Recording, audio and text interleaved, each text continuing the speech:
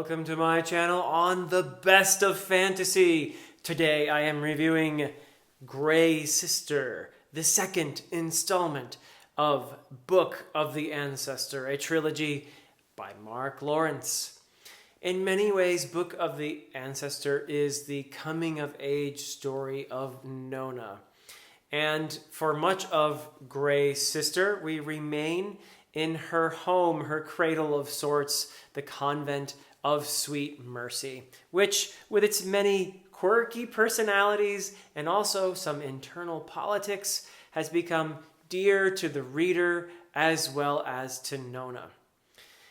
But more of Grey Sister takes place outside of the convent than in the preceding book, Red Sister. The world outside is ever narrowing, where all that stands between the encroaching ice and the narrow strip of habitable land is a failing satellite moon put there by a much older civilization. It's a very convincing setting that allows for a looming threat that intrudes increasingly upon the more personal story of Nona. Lawrence is a master of combining fantasy and science fiction into a setting that has a certain bleakness to it, but also a certain amount of hope that we place in the characters. He also happily ignores genre boundaries. He simply, in this case, burns them away with a satellite moon.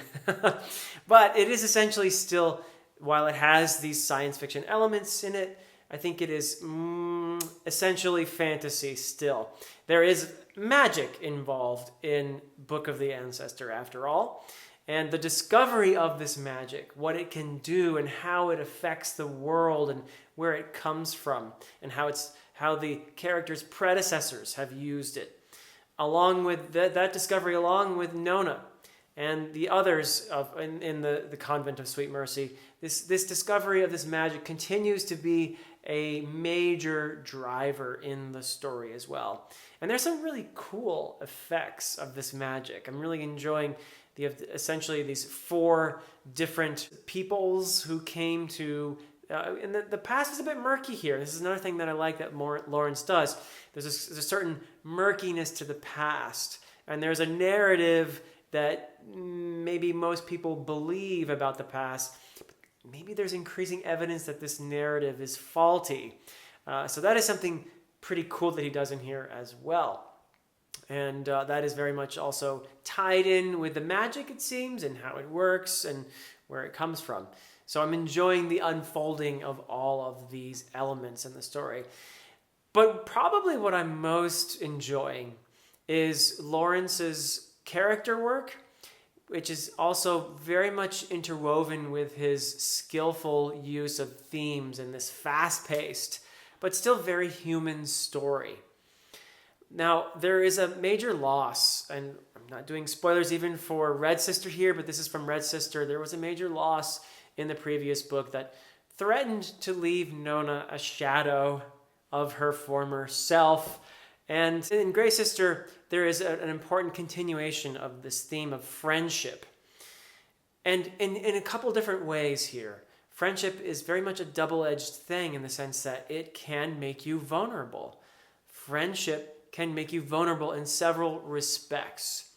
And I'll get to the other side of the coin here in a moment to mix my metaphors terribly here.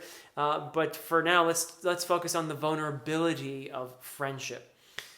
So it makes you vulnerable in the sense that people can get to you through your friends. But it also makes you vulnerable in the sense that you open up to someone in order to become their friend. It can also open you up in that sense to betrayal.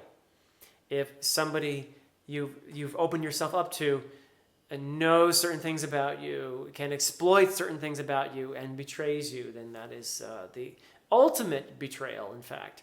Of course, you become vulnerable when you become friends with people through their mortality.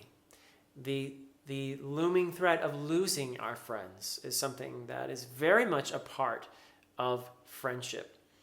And of course, there is the flip side. Without pain, there can be no joy. Without grief, there can be no love. And without the vulnerability of friendship, we cannot have the strength that friendship gives us. And it is very true in both Red Sister and even more so, I think, in Gray Sister, that Nona gets by with a little help from her friends. Several of them, interestingly, are actually foes initially who are won over by Nona's determination and the respect that she wins from them, but also the realization of what they have in common. There's a common humanity that leaps out between these characters, and it's really beautifully done in here. I'm really enjoying Nona's friendships, and they are a significant part of this story, and they have created a great deal of investment for me in this story, because as I said before, having friends gives you strength, but also makes you vulnerable. And the characters, through the beautiful relationship that they have with Nona, who is a very vulnerable, in spite of the fact she's a very formidable and tough character, she is also very vulnerable. We've seen that from the start, that friendship was something that touched her deeply. That in the first book, there is an encounter which ends with her wondering if this person might be a friend. And so this is something that we see in this girl who has grown up in a world where she's been treated as very different, as very other. And to see that she is forming these bonds with these other characters, it's very touching and very well done. I'm enjoying it tremendously. So, what you gain from vulnerability is, in fact, support. And Lawrence is doing a beautiful job of portraying that in Gray Sister and in Book of the Ancestor, which I'm very keen to see what happens in the last book, in Holy Sister. This is very much one story, even though we do have gaps. We had a gap between Red Sister and Gray Sister. And I'm assuming there may or may not be a gap here with going into Holy Sister. But the entire trilogy is held together by a framework, a frame narrative, which we get pieces of. We got pieces of it in Red Sister, and there are some more bookend pieces of this frame narrative for the trilogy as a whole. It's possible that it is the present that we'll catch up to in Holy Sister, or I suppose I'll see when I get to it. But I really like how Lawrence does change things up with these frame narratives that he has inserted into here. At the risk, of course, of spoiling certain aspects. If a certain character appears in a frame narrative, then we know the character is not going to bite it in the course of the story. But I think he gains a lot by having this frame narrative as well. And among other things, increased investment in what's to come. So I'm very much looking forward to the conclusion of this trilogy, the Book of the Ancestor in Holy Sister. And that is it from me for now. Until next time.